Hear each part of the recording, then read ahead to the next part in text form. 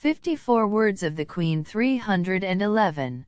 My daughter, the happy souls which God has chosen for his intimate friendship and perfection must keep themselves in continual readiness and peace, in order to perform all that His Majesty may ordain without hesitation or delay.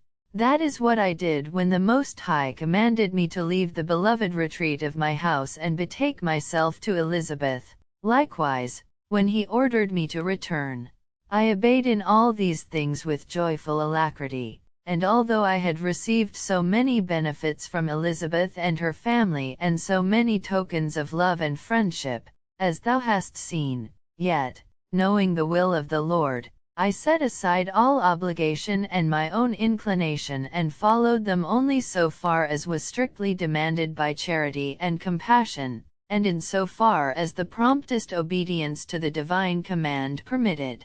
312 My dearest daughter, how wilt thou not hasten to obtain this true and perfect resignation as soon as thou knowest its vast value? How pleasing it is in the eyes of the Lord, and how profitable for thy soul! Labor then to attain it in imitation of me, as I have already so often invited thee and urged thee.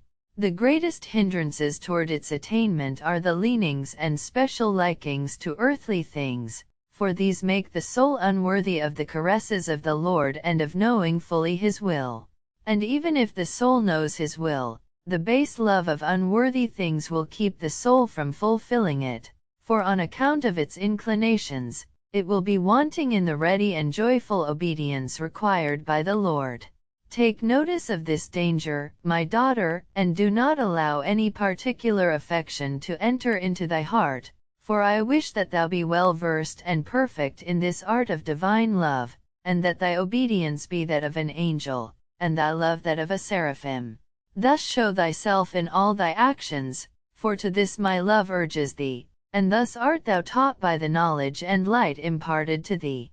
313 I do not say that thou must do away with all sensible feeling, for that is not naturally possible to the creature, but whenever thou meetest adverse happenings, or when thou art deprived of what is useful, necessary, or agreeable, thou must bear it with joyful resignation and give praise to the Lord, because His will is being fulfilled in thy regard.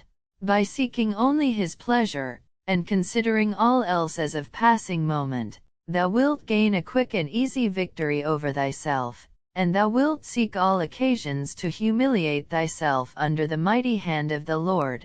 I Pet 5, 6. I also exhort thee to imitate me in my esteem and veneration of the priests, and that thou always ask their blessing before speaking to them and in leaving them. Do this also in regard to the Most High before beginning any work. Toward thy superiors always show thyself devoted and submissive. If any married women come to seek thy advice, exhort them to be obedient to their husbands. Title 5, 2. Peacefully subjecting themselves, living retired in their houses and carefully fulfilling their obligations toward their families. Tell them not to give themselves up entirely to their occupations, nor to lose themselves in their daily cares on pretext of necessity, for much more must be trusted to the goodness and liberality of God than to one's own immoderate bustle and activity. In whatever happened to me in my condition, thou wilt find true instruction and example, and my whole life will be an example of perfection for the guidance of souls, and therefore I will not need to give thee further direction.